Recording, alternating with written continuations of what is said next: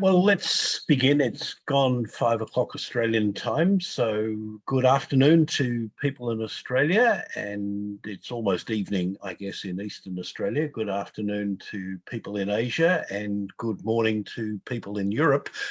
Thank you all very much for being here, and welcome to this webinar, which is focusing on the US economy as it starts to emerge, hopefully, from what's been a terrible first year in battling the coronavirus. So let me bring up my screen, which I hope now means that people can see, and I will put my version of it. Hang on.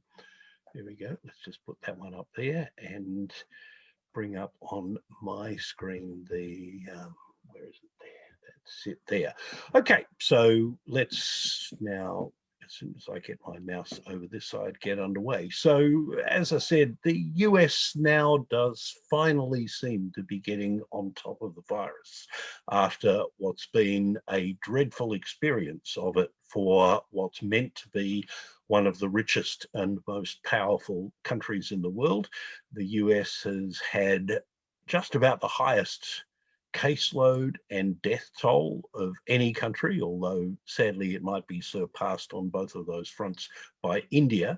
And of course, the America's difficulty in managing the virus is, I believe, and so do many others, a direct result of the incompetent way in which the Trump administration handled the onset of the virus and its reluctance to pay heed to and act upon the best scientific and public health advice that was available to it. And a big part of the contrast between the experience of countries like the US and the UK on one hand, and the experience of most countries in Asia and us here in Australia and New Zealand has been the willingness of our governments and governments in most Asian countries to act on health advice, and the willingness of people in those countries to comply with it. Of course, it's also been helpful to Australia and New Zealand that we're islands remote from most other parts of the world, which has made it easier to keep the virus out through border closures and measures like that. But the United States had a very different experience, which since the change of administration at the end of January does seem to have made a difference to the way the US has managed the virus.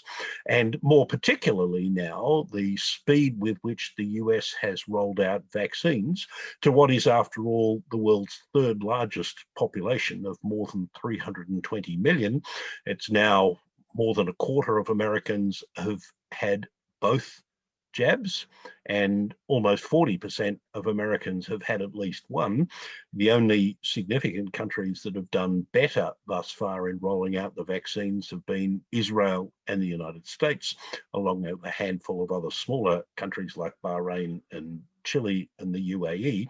So the US is now moving into a period where they can be increasingly confident that they won't be subject to recurring lockdowns, and that they will be able to start going about their business, not in a way that's exactly the same as it was before March last year, but nonetheless is closer to whatever normal is going to be than has been possible at any time in the last 12 months. And if we look in more detail at the spread of the virus across the United States, we can see that the decline in the number of cases is pretty uniform across almost all of the country, with the conspicuous exception of Michigan, the state based on Detroit.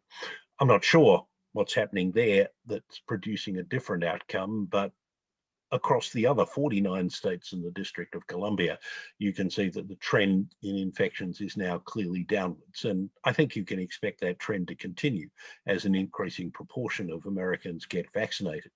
And that in turn means, as I suggested before, that restrictions can continue gradually to be eased without there being as much fear as there has been, not only in the US, but in Europe and more recently in Japan, of restrictions and lockdowns having to be reimposed if the virus gets out again.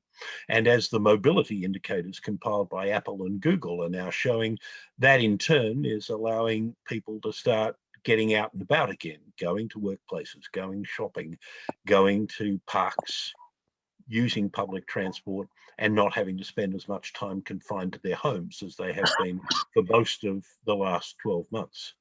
Now, all of this, of course, has had really serious economic consequences.